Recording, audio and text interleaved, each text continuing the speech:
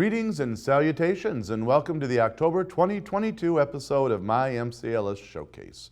MCLS stands for the Monroe County Library System, and I am your host, Brian Burchett Ross. This month, we are going to be showing you the latest video of one of the library's more popular series, Desserts with David, and we will be continuing our series, Where Are They Now?, with our special guest, Janet Hoffman. But first, let's see what's happening at your local branch in the haunting month of October. Library in Motion. This service is free to eligible residents of the Monroe Library System. We provide any circulating material including DVDs, CDs, magazines, audiobooks, regular print, and large print. We will ask you for your preferred request and set up a delivery date and time. Call Library in Motion, a senior delivery service at 734-241-5770. They visit monthly every 4 weeks. All items will be due at our next visit. Now, the Petersburg Novels at Night Book Club. This is a monthly gathering, and they are meeting in person now. It is held on the second Wednesday of each month at 6:30 p.m. And there is also a Petersburg Book Club, which also meets the second Wednesday of the month at 4 p.m. The Dundee branch will be having a pumpkin carving painting event on Saturday, October 22nd from 10 a.m. to 1 p.m. This is a family event and children of all ages are welcome. All materials will be provided. Fall snacks will also be available, and this event is being sponsored by Social House 103 in Dundee. Thank you, Social House 103.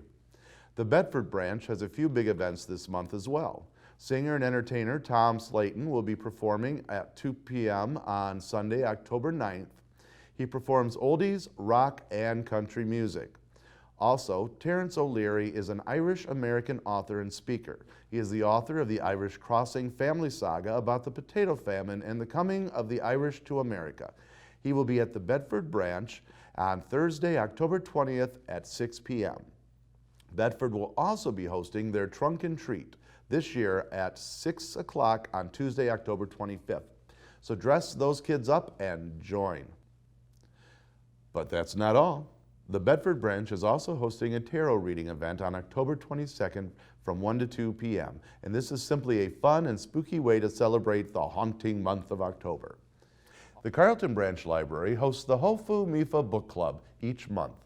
All readers are welcome to join us as we read and discuss books with an emphasis on Japanese and culture and history with our friends in Hofu, Japan, and members of MIFA.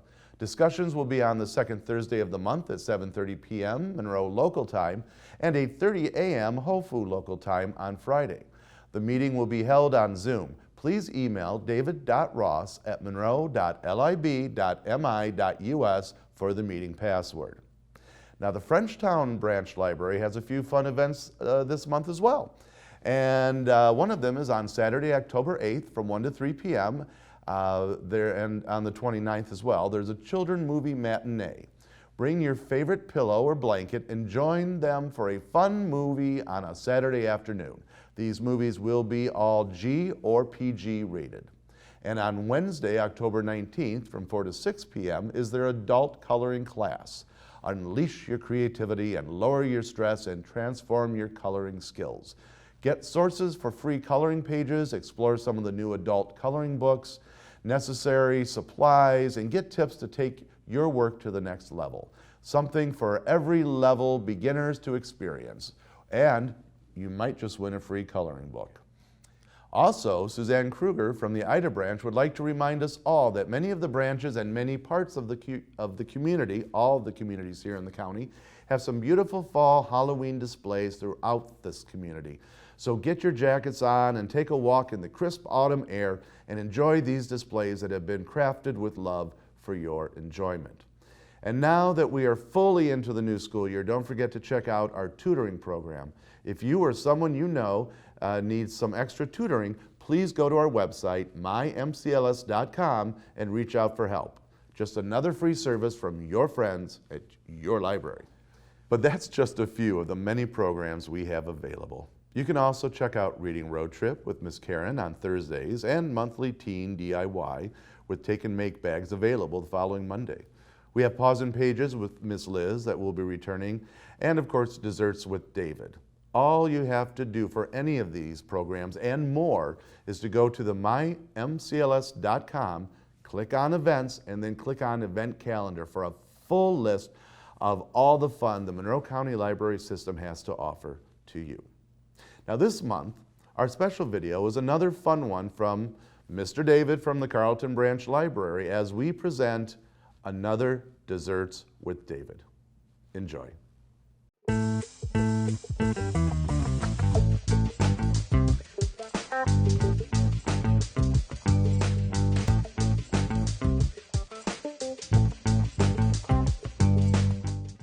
Hello and welcome to this edition of Desserts with David. Today our cookbook we're using today is the Irish cookbook by J.P. McMahon. The recipe that we're going to make out of this he calls My Great Aunt Kay's Fruit Crumble. It's going to do that. So first what we did, we have the oven set to 350. Then our ingredients we need are, I'm going to make a double batch because I had a lot of fruit. The original recipe calls for about 500 grams or about 1 pound and 2 ounces of prepared fruit. Whatever fruit you have on hand or in season, it didn't specify. I'm going to use blackberries, blueberries, and then I got some apples from our tree in the backyard. Then we need 5 ounces, which is about 5 ounces of self-rising flour. I don't have self-rising flour, so what you can do is take all-purpose flour and mix in some baking powder. So since the original recipe called 1 1/4 cups of all-purpose flour and 1 3/4 teaspoon of baking powder. Since I'm doubling it, I have 2 1/2 cups of flour and 3 1/2 teaspoons of baking powder. So we're going to mix those together. And then we need the original recipe calls for 5 1/2 tablespoons of butter, but since I'm doubling it, I'm using 11 tablespoons of butter. So we got that right here. Then we need sugar, originally 1 1/2 cups, but I'm using a cup because I'm doubling it again. So I have some of the fruit in here already. I have my blueberries and blueberries and blackberries. Then I'm going to peel some of my apples and put those in there. So let me get this ready here. And we'll get this going.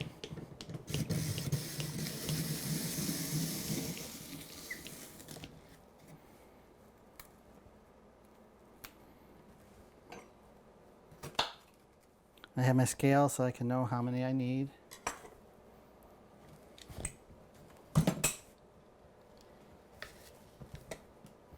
My thing is not sticking very well.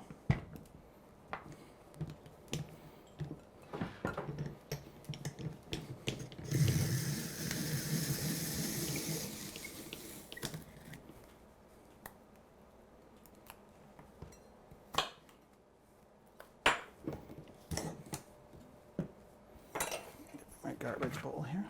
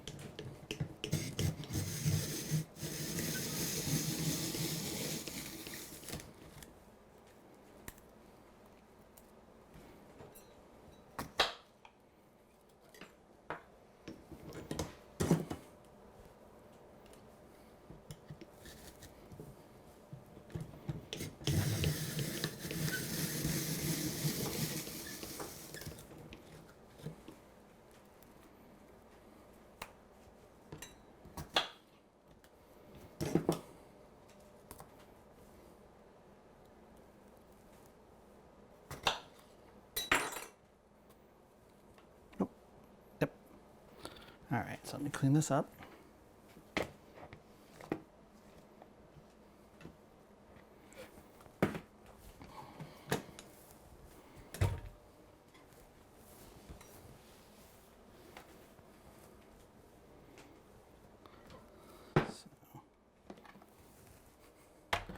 going to do, we're going to take half the sugar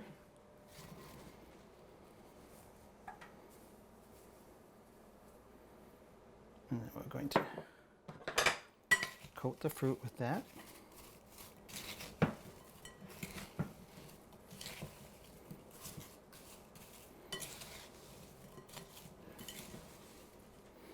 This is a quick, easy recipe. I mean, doesn't have a lot of instructions. So, okay, I'm coated. You're just going to pour it in an oven-proof bowl.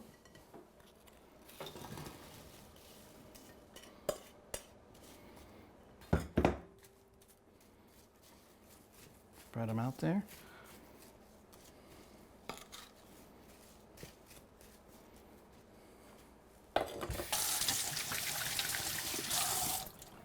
Then we're going to make the crumble. Take the crumble, the flour, add the butter. Now the directions say just take your fingertips and blend them, but I'm going to use my little cutter to get it started.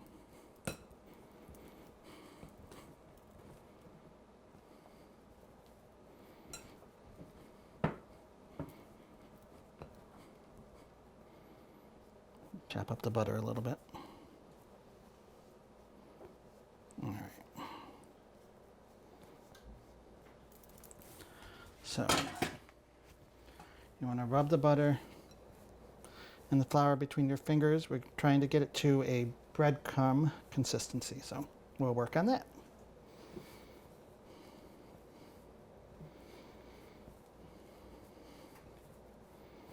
Okay.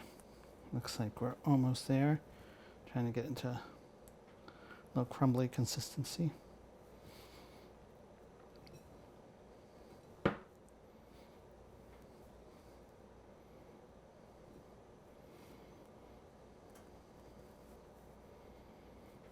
All right. Then we are going to mix in the rest of our sugar.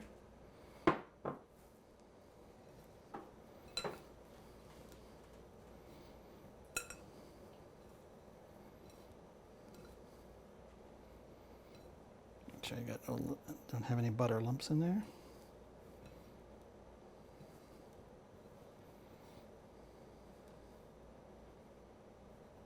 All right. Then we are going to spread this over the fruit.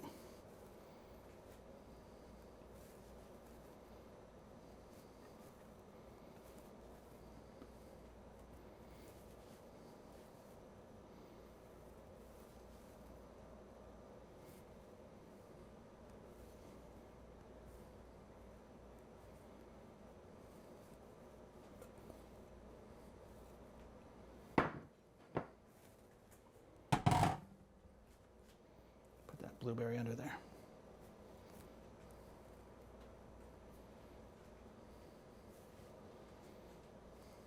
Okay.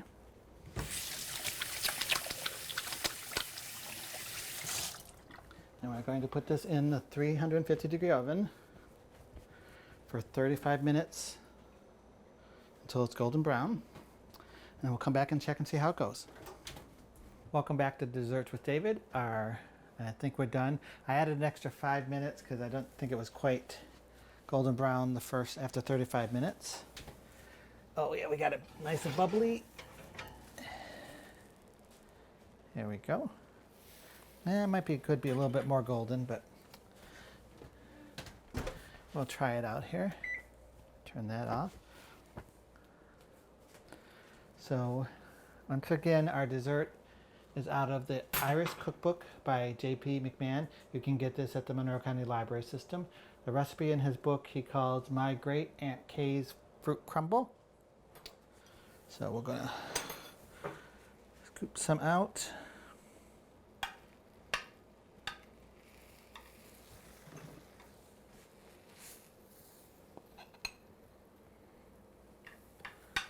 You can use any fruit that you have. I used blackberries, blueberries, and some apples.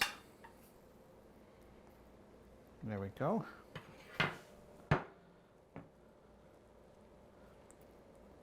cool off a little bit there. Once again, I used blackberries, blueberries, apples, and the book you can get from the library system. So let's try it here.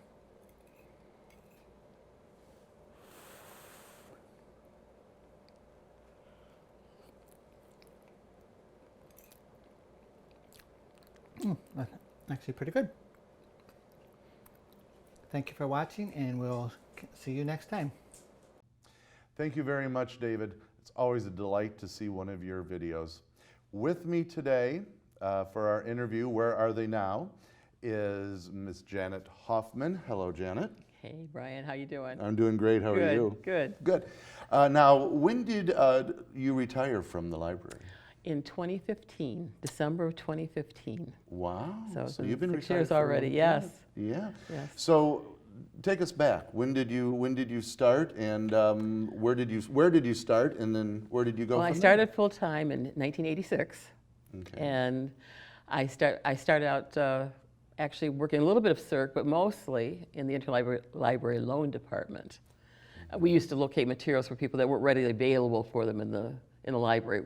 So we'd have to go out and find the materials for them. You know, so that was my job. Yes, Okay. yes, very enjoyable. I bet. Now, did you stay there, or did you go anywhere else, or was that pretty much it? I made the moves. They moved us around to different buildings. Originally we were downstairs at Ellis, and then when they did renovations, they moved us upstairs. We were up there for a few years, and then after that, they bought the Dahmy building over on Rossler Street, and moved us over there. All administration went over there. So that's where I retired from, the Dahmy building on Rossler Street. Yeah. Which was there one particular spot out of all those that you enjoyed the most? Wow. You know what? There are good aspects of every place. There really was. Yeah. Nothing negative I can even think of. It was great. Just great. Yes. So what have you been doing since you retired? Oh my goodness gracious. You know, you think retirement, you'd slow down. My husband and I, our calendar is quite full. We're moving all the time. 3 daughters, 3 son-in-laws, and 9 grandkids keep you moving. Yeah, so 9 grandkids. 9 grandkids, ages 18 to 4. So yes, we are very busy. Wow, you've covered Very all the busy. gamut. Yep. You're gonna Yep. you're gonna have graduation parties from now. I until the end of know, time. isn't that right? What are some of your fondest memories of working there? Oh my gosh, the staff. The staff is incredible. It's always been incredible for the library system. We've been very blessed with a very giving staff. They just take the extra step, go the extra mile to do whatever they have to do to take care of the patrons. And everyone helps everyone. You know, jumps in, and I couldn't say more about the staff. That's great. Yes. Anybody in particular you want to give a shout out to, or do you not want to single Oh my someone gosh, out? there'd be so many. We'd be sitting here for another hour yet, just trying to rattle off people. You know, Oh, I'm sure. Like I said, it turns in. You wind up when you're with somebody, so many people for so long. It's a family. It's not just your work people. And I can't even call them work family because they are family, period. You know, you go through a lot with people in over 30 years working together with them. So, definitely. yeah. And we had a lot of good times, a lot of good memories, a lot of good projects through the library system. You know, the fair, oh my gosh, the fair parades.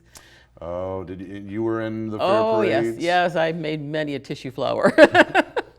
Now, were you in the? And I don't know when they started doing it. Did you do the? They had a bed race of some sort, didn't they? Where they raced beds down the. I wasn't in that particular one. Okay. But no, I don't recall that one actually. Don't recall But that one? I wasn't in that one. All right. But But a lot of floats. A lot of floats, a lot of after hours, you know, getting things together for the float and so forth, and working on it, and yeah, but a lot of fun. Well, good. A lot of fun. Good. Since this is a library show, what you reading lately? Well, actually, you know, I belong to the Blue Bush Branch Library Book Club. Oh, okay. And it's a great group. There's like over 20 of us, and we have a wonderful time. We meet once a month, and we have a wonderful time. And you know, bring snacks and make it fun and so forth. And yeah, Liz Pfeiffer and her group over there are awesome. Oh, yes. And yeah, actually, they started me. We had a book here probably a couple months ago that. The Joe DeMarco series by Mike Lawson, and boy, the first one got me hooked, and now I can't wait to get the next one to read it. You Now, know. are they doing each one in the series? Or No, did no, you just, no. They just did the first the one first of one, his. but you're hooked. But now I'm hooked. I'm the one going through the series. Yes, yeah. It's amazing, those book clubs, and I cannot emphasize enough. If you enjoy reading, and I do, and there is a book club out there in every branch for every style. Oh yes. And yes. I know I do the Ellis one with the science fiction and the fantasy, and since and unfortunately I haven't been able to get to a lot of the meetings, but I still get the books, and I'll tell you what, those book clubs can turn you on. They sure can. To stuff you never even knew was out there. And there's a series that we just got done. I read the first one, and now I got to get back to that because it's like I want to read more on this. I know. So I totally understand. Yeah, I yeah. get that. When I was working before at Dami, also I took care of the book club kits for everyone. So anyone who wanted what they wanted to purchase or get a certain amount of books for their book club kits, I would be the one to find them or order them, buy them, purchase them if they had to purchase them and so forth, and get those for them too. So I got to see what everybody was reading, and you know, I myself would wind up reading many of them too as they come through. It's like there wasn't enough time to read everything I wanted to read. You know? There never is. There's so much out there. No. But back when you were doing that, nowadays, if I know this correctly, there's a whole system where you just type in the computer and boom, you can find any book in Michigan. if Monroe doesn't have it, you can find it and get it from somewhere. What was it like back then? Are you calling me an antique here, Brian? No.